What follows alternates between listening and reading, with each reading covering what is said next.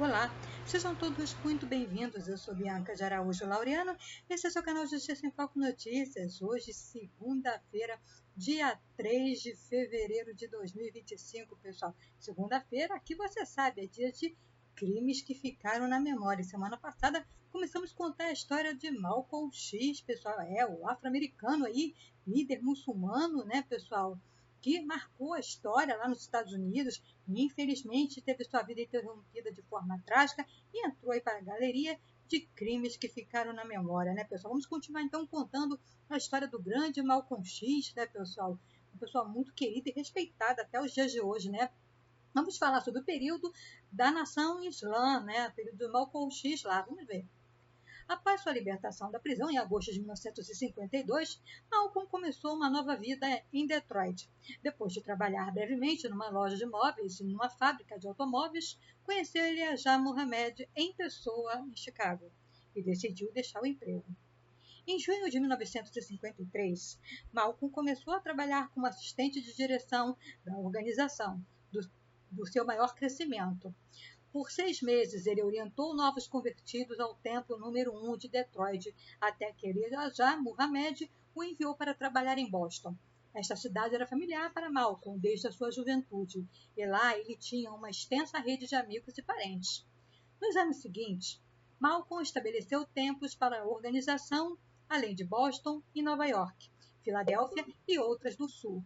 No início dos anos de 1960, ele começou a trabalhar em jornal da organização, Mohammed Speaks, em português, Maomé Fala. As vendas da revista aumentaram os membros e os fundos para todos os tempos da organização. Também participavam da venda da revista e tinham que também um certo número de revistas a cada semana, né, de ser vendido. Um certo tempo, a publicação ganhou milhares de leitores, a maioria dos quais não eram muçulmanos, pessoal. Você que chegou aqui pela primeira vez ao canal Justiça em Foco Notícias, eu vou deixar aqui na descrição do vídeo o vídeo número 1, né, pessoal? Você pode estar comentando, a história a parte 2 aqui da vida de Malcolm X. Vou deixar aqui para você na descrição do vídeo o vídeo número 1, tá bom? Para você compreender totalmente a história dele, tá bom, pessoal? Vamos continuar aqui lendo. Malcolm tornou-se ministro no Templo de Boston, que ele havia fundado, e mais tarde também ocupou o ministério no segundo maior templo da organização no Harlem, o número 7. Elijah Muhammad reconheceu o talento diversificado de Malcolm e nomeou o representante nacional da organização e a segunda pessoa mais respeitada e imediata depois dele.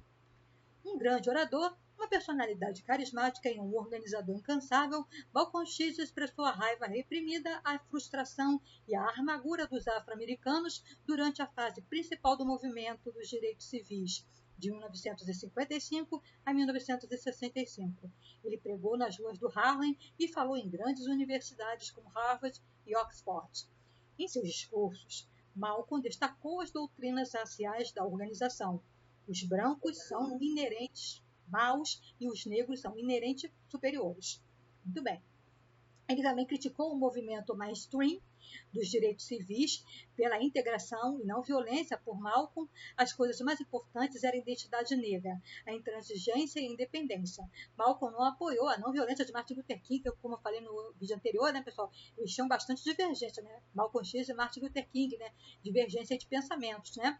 Mas encorajou seus seguidores a se defenderem por todos os meios. Mais e mais ouvintes acreditavam em seus discursos. E em 1960, a nação Islã havia aumentado de 400 para 40 mil aderentes.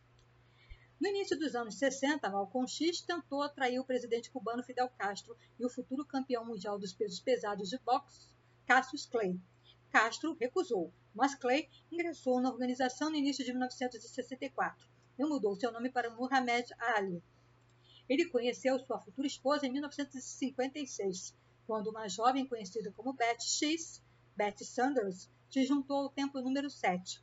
Em janeiro de 1958, Malcolm pediu-a em casamento pelo telefone e em seguida casaram-se em Lazy, sem formalidades. A ruptura com a nação islã.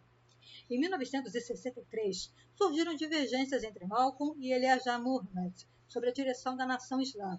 De acordo com Malcolm, a organização deveria ter se envolvido mais ativamente nos protestos pelos direitos civis, em vez de ser apenas uma crítica à margem.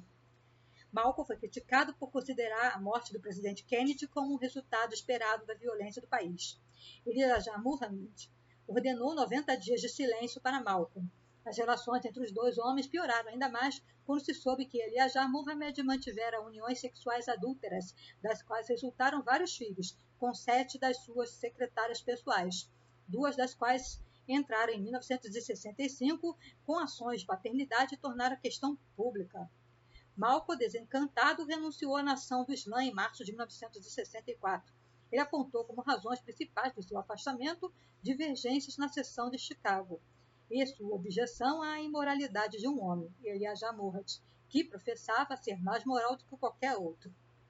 No mês seguinte, ele formou a Muslim Mosque Incorporated MMI, que chama de MMI, que oferecia uma alternativa espiritual afro-americana à nação islã. O núcleo do grupo era composto por apenas 50 membros. A importância de Malcolm na nação do Islã ainda era reconhecida por muitos. Embora ele fosse considerado herético, Elijah Muhammad e alguns de seus seguidores começaram a discutir sobre como liquidar Malcolm. Era improvável que uma ordem direta de morte fosse dada, mas Malcolm X decidiu ficar longe de lugares onde seria alvo fácil, como um menor aparato, e deixou os Estados Unidos e fez uma viagem para Meca. A peregrinação lá em Meca, pessoal. A peregrinação, em abril de 1964, foi o último ponto de viragem na vida de Malcolm. Ele se converteu ao sunismo ortodoxo e adotou o nome do muçulmano Malik el-Sabah. A atitude de Malcolm em relação aos brancos também se tornou muito mais tolerante quando ele os viu como crentes muçulmanos no Egito e em Meca. Na Arábia Saudita, foi recebido pelo príncipe Fazl al-Saud, que o considerou um hóspede de Estado. Malcolm X disse mais tarde que ver muçulmanos de todas as cores, desde loiros de olhos azuis a africanos de pele negra, interagindo como iguais, o levou a ver o Islã como um meio pela qual problemas raciais poderiam ser resolvidos e ultrapassados, pessoal? Emmanuel Nelson comentou que sua rejeição do cristianismo deveria sua culpabilidade na escravatura, segregação e outras práticas racistas, e é perfeitamente compreensível, mas a sua aceitação entusiástica do Islã, não. A escravatura é amplamente praticada na África e no mundo árabe islâmico. Muito antes dos europeus se envolveram no comércio internacional de escravos. Quando Malcolm visitou a Arábia Saudita, o país tinha acabado de abolir oficialmente a escravatura em 1962, mais por pressões externas do que internas, deixando o número estimado de 250 mil ex-escravos negros no âmago do mundo muçulmano. Ele, porém, estava ciente da existência do tráfico de escravos de muçulmanos, que preferia ignorar e minimizava, focando-se antes na aparente harmonia entre os mundos muçulmano e africano. Em junho de 1964, fundou a Organização para a Unidade Afro-Americana, Organization of Afro-American Unity, não religiosa e não sectária, defensora da identidade negra, que sustenta que o racismo e a não raça branca era o maior inimigo dos afro-americanos.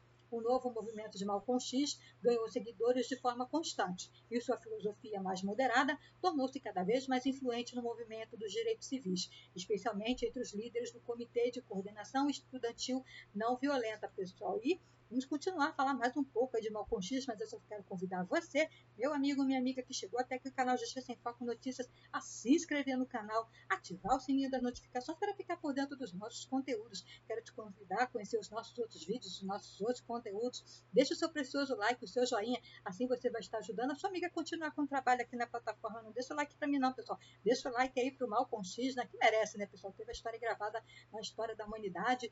E, pessoal, deixe seu comentário, nós queremos saber o que você pensa aí a respeito dos nossos conteúdos. É muito importante para o canal Justiça Sem Foco Notícias saber o que você pensa a respeito dos nossos temas. Pode deixar sugestão também, já fizemos vídeo aqui que são sugestões de inscritos do canal. E siga-nos nas redes sociais. Sim, tem canal Justiça Sem Foco Notícias em todas as redes sociais, pessoal.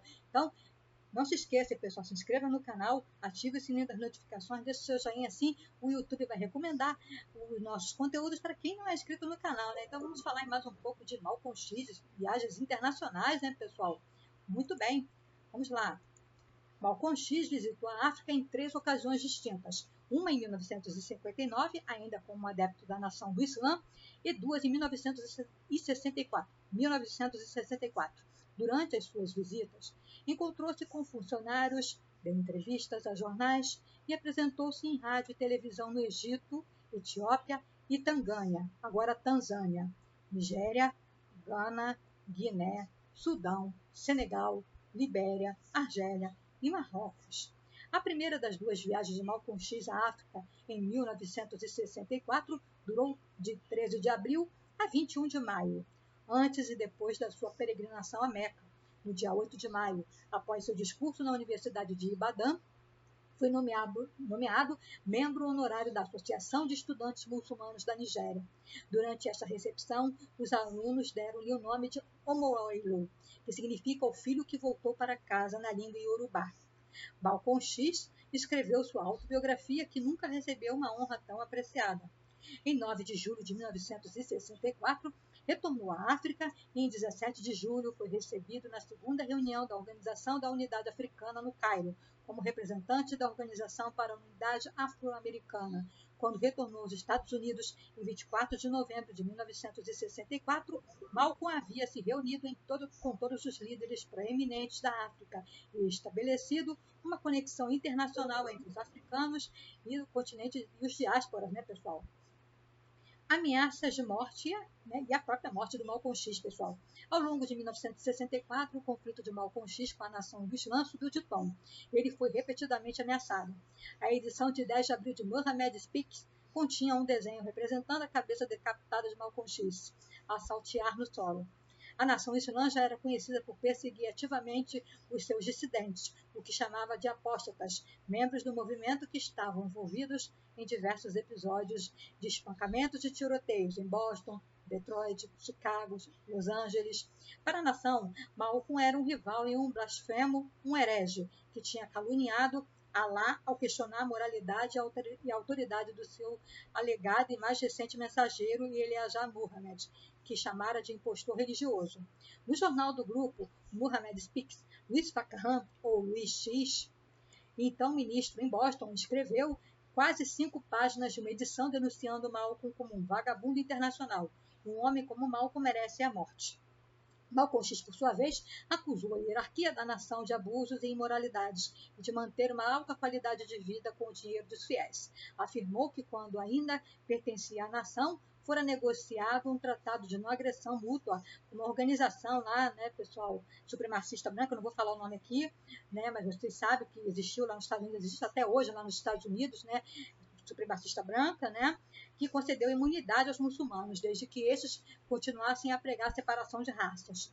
Uma sucessão de ameaças de morte contra Malcolm começou a ser feita para a polícia, para os jornais, para os escritórios da OAU e para a casa de sua família em Elmston. Malcolm era agora protegido por vários elementos da Organização da Unidade Afro-Americana, além da polícia. Dia 14 de fevereiro de 1965, sua casa foi incendiada com um coquetel Molotov, mas Malcolm e sua família não sofreram. Vão matar-te, disse Malcolm. Vão matar-me, disse Malcolm. É só uma questão de tempo.